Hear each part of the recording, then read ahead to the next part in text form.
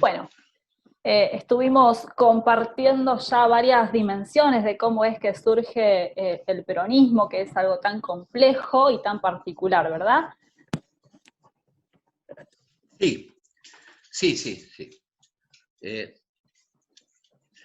Digamos, los análisis previos al surgimiento del peronismo, lo que se llama paleoperonismo, o lo que nosotros le pusimos protoperonismo, que ahora alguien ya se lo apropió, pero está bien, porque en general nosotros trabajamos más con la tradición oral que la tradición escrita, pero está bien que se lo utilice.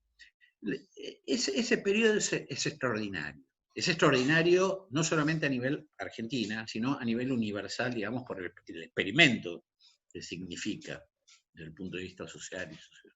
Tal cual. Por eso, lo primero que hay que decir, que de esa convulsión sociológica, antropológica, cultural, filosófico, política, etcétera,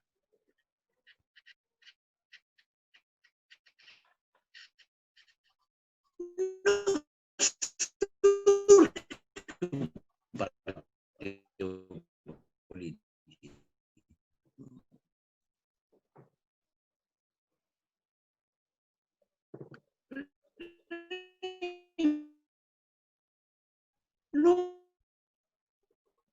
y tampoco su política debía confiar en una estructura que superara, digamos, la idea de un partido político que es una asociación. Digamos.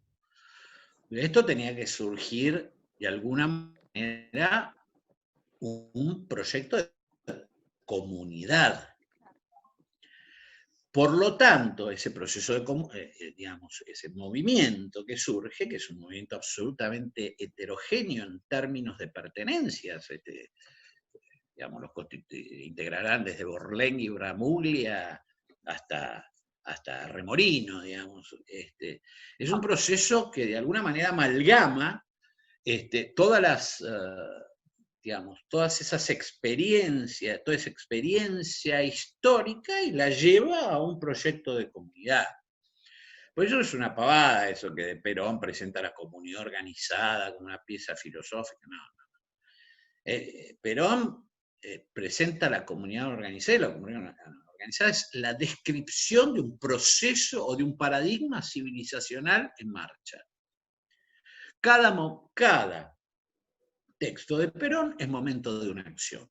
Y la comunidad organizada es momento de una acción. ¿Cuál es la acción? Mostrarle a los filósofos convocados del mundo que era posible construir un paradigma civilizacional alternativo a las dos opciones a las que nos colocaba Occidente. O una restauración de ese capitalismo industrial expansivo que después ahora terminó siendo capitalismo financiero, pero sobre los mismos parámetros, porque el discurso es el mismo, uno lo ve a Milei, a expertos, todos dicen lo mismo que diría, digamos, un liberal del 1800. Claro. Eso de moderno no tiene nada, ¿no? Digamos, otra ideología, que también es un producto de la racionalidad pura, que es el marxismo, que Perón anticipa su implosión, el comunismo real, digamos, ya lo anticipa porque en su viaje a Europa tiene la oportunidad de contactarse con algunos oficiales soviéticos y ya tenía idea, digamos, del sistema, digamos, de represión de las expresiones básicas de dignidad humana que existían en aquellos momentos. Con lo cual, aquí, digamos, no es Perón el que va a inventar el peronismo, sino el peronismo el que va a inventar a Perón. Perón fue quizás, digamos, el que se animó a montar el caballo de esa historia y a conducir. Pero el caballo ya estaba galopando. Tal cual. Y en ese sentido, el peronismo no es una ideología, surge como una filosofía heterodoxa, una filosofía crítica, digamos, a las cosmovisiones ideológicas que provenían de los dos contrincantes, o de los dos sectores contrincantes en las guerras, y que se ofrecían como únicas alternativas. Y acá dijeron, no, ¿qué últimas alternativas? Si hay una posibilidad. Porque aparte, en general, las ideologías, como son un producto de la razón, muchas veces ausentes de pasión, o de pasión bien canalizada, generalmente terminan constituyéndose en instrumentos de odio. Claro. No está claro. Y el peronismo va al contrario. De esa Argentina, digamos, de construcción de situaciones amorosas entre diferentes particularidades, digamos, y el amor es un sentimiento, además, necesario e indispensable para la supervivencia de la especie. El odio termina en enfrentamiento, con lo cual yo tampoco, digamos, a mí no me simpatizan para nada las ideologías. Sí, me interesa la filosofía, porque no soy filósofo, y obviamente la construcción de una doctrina que en realidad es algo muy simple, son los objetivos, los tres objetivos. ¿Cuáles eran los objetivos de esa doctrina? Las consecuencias de toda la revolución anterior. Primero, obviamente, justicia. La justicia social. Social, no la justicia individual. Importante no el poder eso. judicial. La justicia social, ¿no? En primer lugar. Podría haberse definido como justicia comunitaria, mejor, pero justicia social. La segunda, digamos, que es la independencia económica, que justamente tiene que ver con la ruptura de la colonialidad, es decir, la posibilidad de que los argentinos produzcamos lo que somos capaces o lo que querramos producir, sin interferencias externas, sin presiones, etc. Por eso, ¿para qué servía el FMI, en definitiva? ¿Por qué afiliarse al FMI?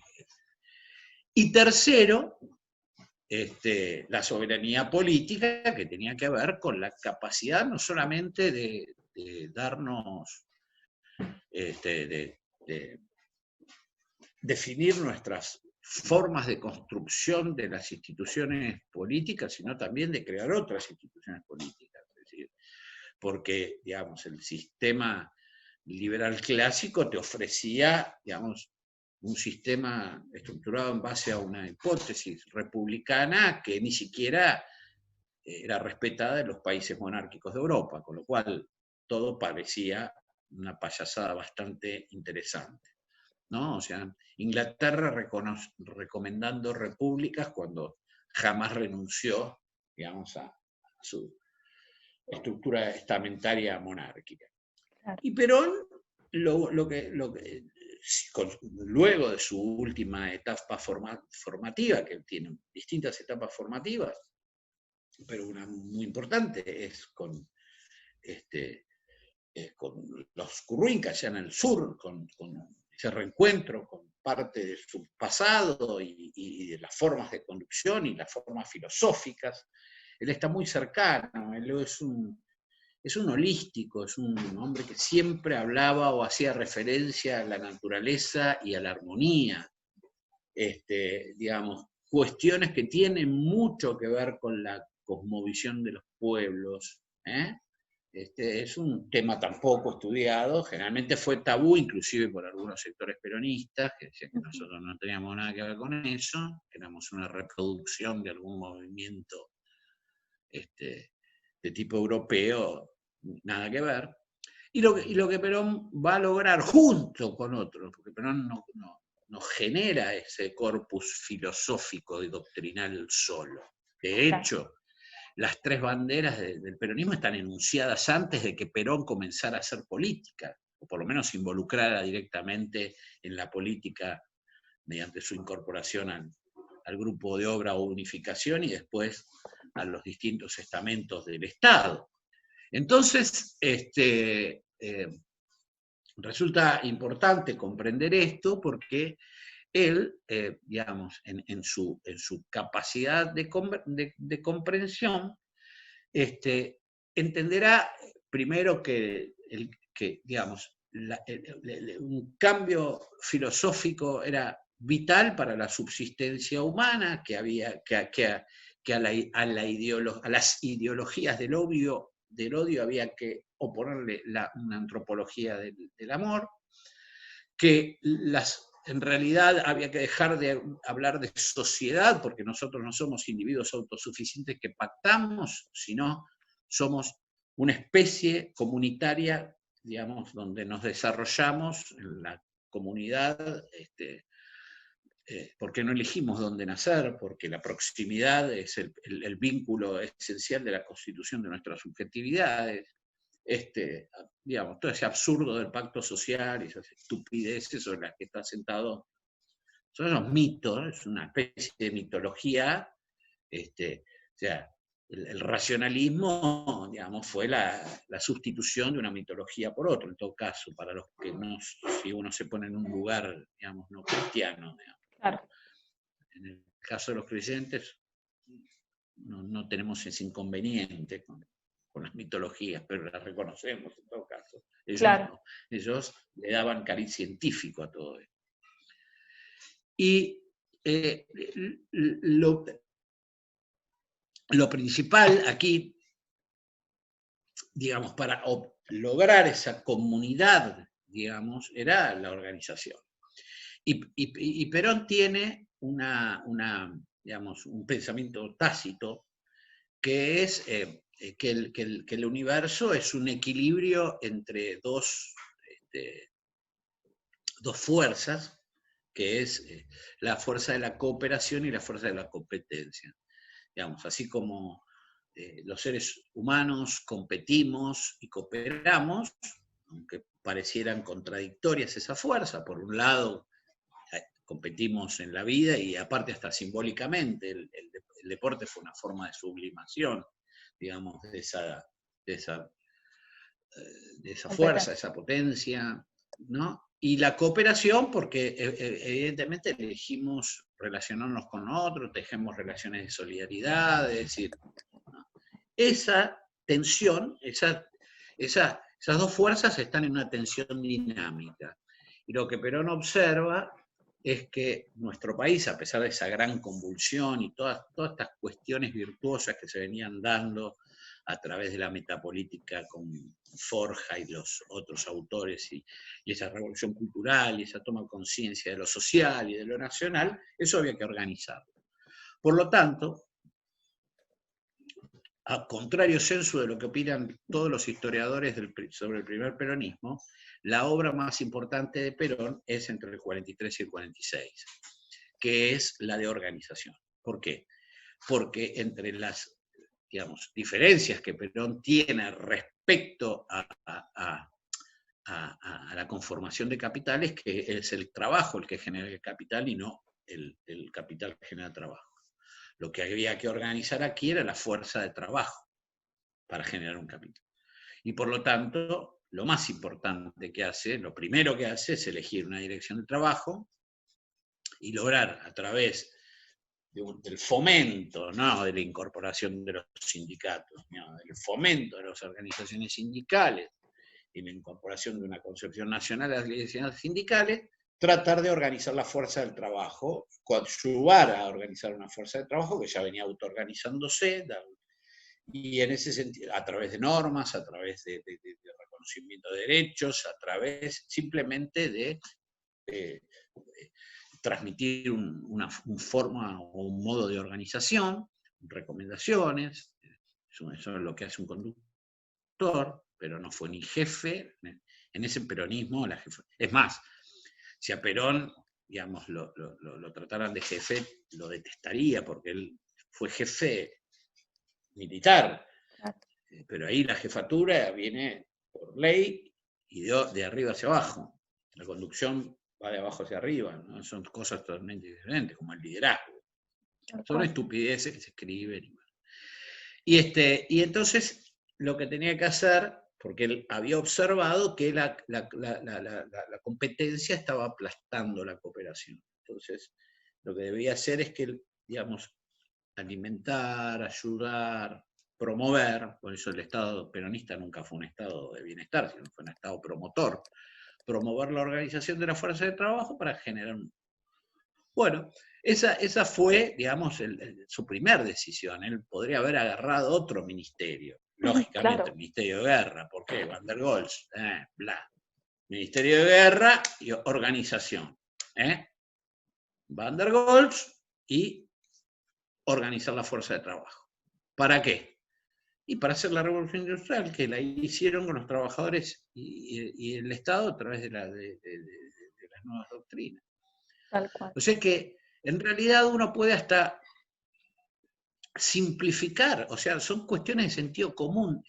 Los abordajes del peronismo no fueron, cuando yo leo, no son producto de un sentido común propio, sino de una importación acrítica de categorías. Entonces tratan de a ver si a Perón lo puedo acomodar dentro del musolinismo, dentro de esto, dentro del otro, y no entender que así como digamos, el proceso de constitución de lo que conocemos como sociedad argentina es un novo, algo nuevo, es un experimento nuevo, así también lo fue el peronismo y la idea de conducción política, ¿no? Que es fundamental, que también ya está en el libro al que hacíamos referencia, en la Apunte de Historia Militar, del tema de la conducción.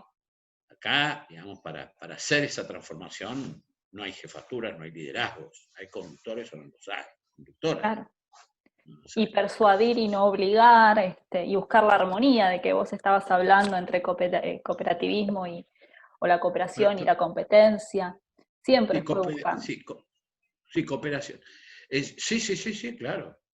Digamos, conducir es persuadir, no es mandar, ¿no? Exacto. Pero además es escuchar. Es un Claro. diálogo, es una relación dialógica la conducción, que se ha perdido, porque yo no quiero que se malinterprete, yo estoy explicando el primer peronismo. También podría explicar los problemas que tuvo ese primer peronismo para consolidar, digamos, ese proceso revolucionario para nosotros. Claro. Pero, Claro. digamos, el intento estuvo y los logros están a la vista. Ahora, no estoy hablando del peronismo actual ni del peronismo de hace 20 o 30 años. Eso ha No, eso cambiado claro. sustancialmente. ¿Sí? Por eso sigue existiendo, más allá de los cambios que, bueno, estábamos mencionando justamente recién, el peronismo sigue existiendo a pesar de los 70, 70 y pico de años que llevamos dentro de lo que es el movimiento nacional. Sí. Sigue existiendo, digamos, porque la fuerza de su constitución, digamos, empuja de la historia hacia una impronta hacia adelante. De hecho, el peronismo ha aprendido, entre otras cosas, gran parte de los secretos de la construcción de poder, digamos, Claro. ¿no? Sobre todo, y muy a partir de las persecuciones, ¿no? Pero, obviamente, estamos viviendo otra época y lamentablemente para mí, digamos, hay un gran porcentaje de los cuadros del peronismo que no tienen ni idea de esto, Sí. de dirigentes, que no tienen idea de esto, y otra parte que no comparten esto. Sí, Creen que está es una complicado el ideología, sistema. y una ideología diseñada por Perón y dos más, y Evita, y obviamente no hablamos de Evita, pero yo quiero cerrar, digamos, con Eva Perón, porque a Eva Perón se la coloca o dentro del mito Eva Perón y salen a hacer revistas con las fotos y toda esa parte, digamos, casi melodramática de una vida que, y a mí Evita no me conecta con el cáncer, a mí Claro. Evita me conecta, digamos, con la lucha, la esperanza, la conquista, la inteligencia. Entonces, de Evita, entre los evitistas, que son unos personajes ya casi decadentes, hasta aquellos que, digamos, bueno, que la odiaron en su época, pero como el pueblo la sigue queriendo, entonces la tengo que reconocer de algún lado. esta cierta izquierda diríamos, de lo que yo digo de sobacos ilustrados, pero entonces, bueno, la mitificamos y la colocamos en un lugar y decimos que en realidad esa era la revolución, pero ella fue una mujer inteligentísima, que partícipe de la revolución cultural y partícipe además de, digamos, la nacionalización de los sindicatos, porque ella estaba haciendo sindicalismo. Claro, cuando lo conoció Perón. Sí, entonces, lo que pasa es que, digamos, estamos, bueno, viviendo momentos donde además, a pesar de todo lo que han hecho, ahora también es la conquista semántica, entonces le dicen a los funcionarios que hablen de poblaciones vulnerables, como si hubiera Claro. gente que De la nada apareció vulnerable. Es como decir, pobres siempre hubo. Claro. Dejalos ahí. Eso es antiperonismo de estado puro. Cuando, por ejemplo, le dicen a un militante, conteneme esta gente, o sea, es llevar al militante al rol de olla a presión o de olla para hacer la contención, no, sí, no es una actividad de conducción, al contrario, es la contraconducción. Eso es antiperonismo en estado puro, cuando dicen que un intendente o un concejal va a bajar al barrio. Eso es antiperonismo puro. Es decir, y tantas estupideces que uno tiene que escuchar, que es evidentemente, pero las palabras, la nominación es dominación, ¿no? Se está hasta perdiendo la batalla semántica. Sí, sí. Así que, pero bueno, si las nuevas generaciones se dedican un poquito más a ver esto, y por ahí pueden, seguramente, porque esa es mi esperanza también, resignificarlo y utilizar el verdadero método que utilizó esa generación, que hizo una gran transformación en el país. Hay que volver a las fuentes. Sí, pero Evita, déjenla de tratarla como si fuera, ¿viste? Ya a Evita, digamos, la momificaron. Claro. Sí. Inteligente, escuchen el discurso del renunciamiento, es un genio. Y aparte fue docente. No, pero aparte es una mujer de una percepción, de una institución y aparte una entrega increíble. No, que la ponen ahí como si fuera, digamos, yo creo que hay una parte importante del peronismo y del antiperonista que la momificó. Claro. Esa fue la momificación de Evita.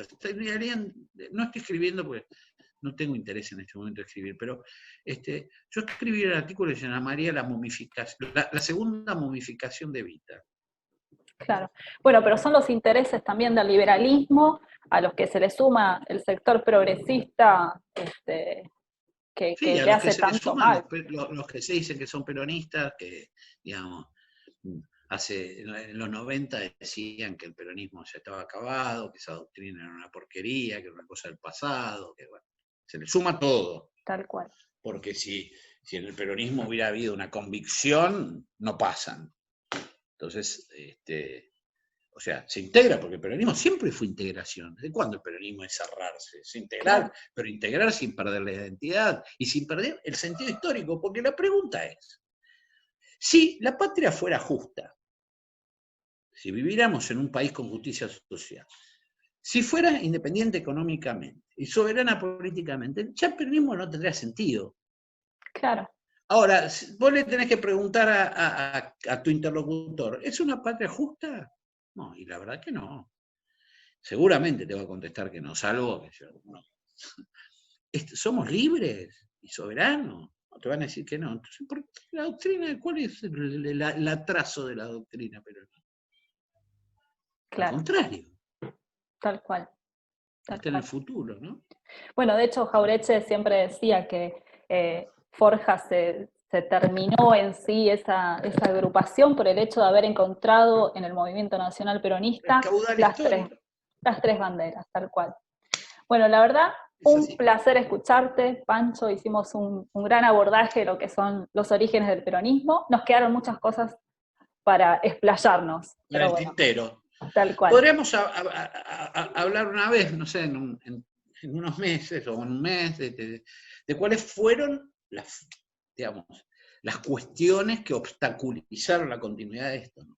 Uf, eso da Nos vamos a para encontrar, mucho. pero nos vamos a encontrar con cuestiones geopolíticas, con cuestiones culturales, con cuestiones de qué es lo que hace la justicia, digamos, de las consecuencias Tal cual. del crecimiento. Bueno, Bueno, muchas gracias, Pancho. Y gracias a muchas los compañeros gracias. por escucharnos. Gracias, muchas gracias.